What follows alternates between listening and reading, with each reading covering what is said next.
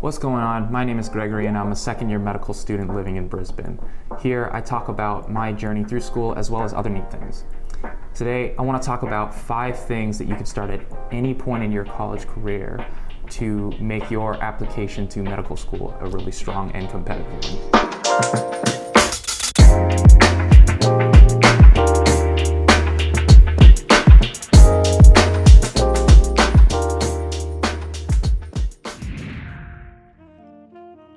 The first pointer I have for you is get familiar with your community. Now, even in your freshman year, when you're just kind of thinking about medicine, it's still worth having a look at the different ways you can get involved with your community. It doesn't have to be a long commitment. Heck, it doesn't even have to be medically related. You can volunteer in a soup kitchen. You can pass t-shirts out at a marathon. Or if your city has it, you can volunteer at a local pet shelter. That would be nice. The most important thing is that you get in early and you do it consistently. The second most important thing is that you enjoy doing it. These medical schools are looking for your longitudinal experiences, the ones you've been doing over a long span of time. So in order for you to do those, you gotta make sure that you enjoy doing it and you do it on a regular basis. A lot of these medical schools in the US are situated in communities that stand to benefit from any kind of help that they could get. To them, it means you'll feel very comfortable embedding yourself into their community and getting to know the families that you'll ultimately be helping as a physician one day. The second pointer I have is learn the art of asking, like asking for a letter of recommendation or asking for mentorship. So what does this normally look like? People tell you, you go in, you get good grades, you go to office hours, you get to know the professor, right? So let me paint a picture for you of what that looked like at my school. There's me and about a dozen other students with the same idea, crowding around the office door, some of us on the ground, some of us in the hallway, trying to get our 5 seconds of eye contact with the professor, hoping that when the time comes for us to ask for a letter of recommendation, the professor would miraculously remember who we were and would be thrilled to write us a letter. No, that's not how it goes. Here's how I would have done it today. Let's say I'm taking cancer cell bio with 2 other science courses. I'm doing well in those other science courses, but for cancer cell, I'm sitting firmly at a B. But the subject is super interesting. Email the professor, be eloquent but direct. Hi, Professor so-and-so, my name is Greg. I'm a student in your cancer cell bio course.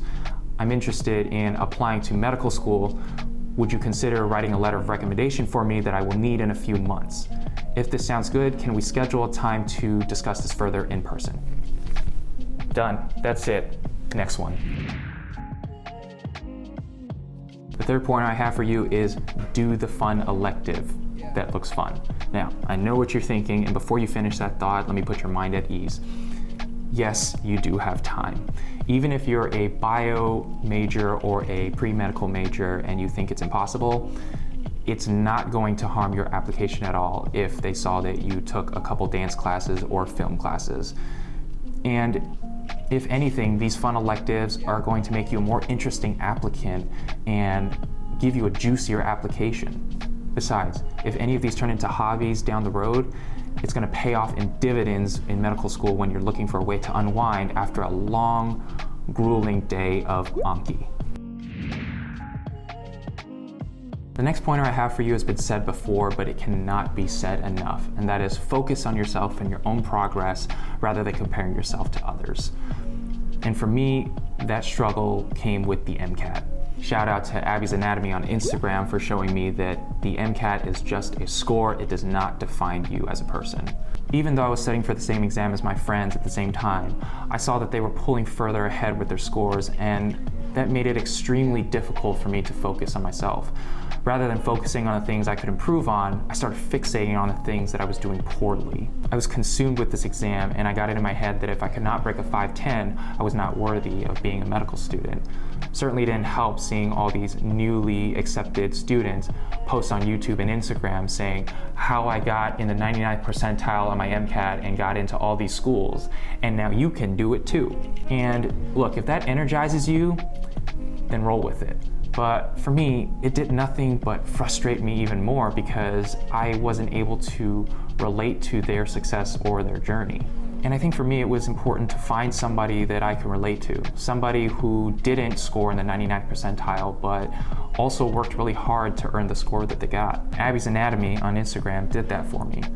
And it was really her messages that showed me that I was so much more than my score. My only regret is that I wish I could have realized this sooner about myself so that I could have moved on and saved myself from the unnecessary stress of this exam. So I think the take-home message is stop comparing yourself to the 99th percentile if it's just gonna make you feel like 1%. Rather, focus on beating your own best in whatever exam or endeavor that you're on. Now, the last and probably the most important pointer that I have for you is get into the habit of doing more daily reflections to track your progress and growth.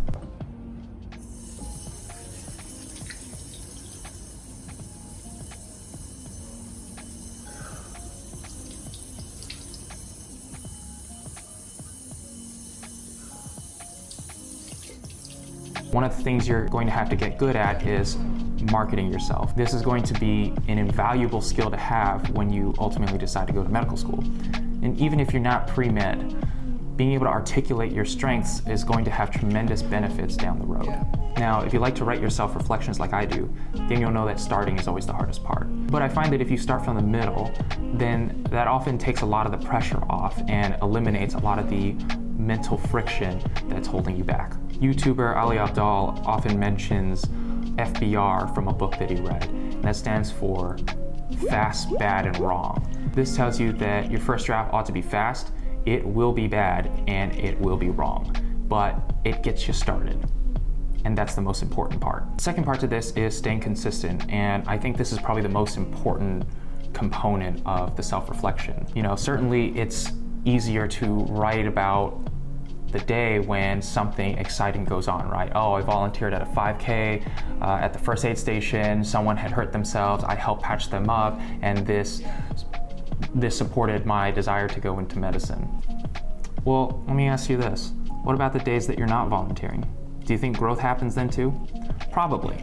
So I think that getting into the habit of becoming somewhat of a documentarian helps get the creative juices flowing so that you can recognize even when you have days where only smaller growth happens.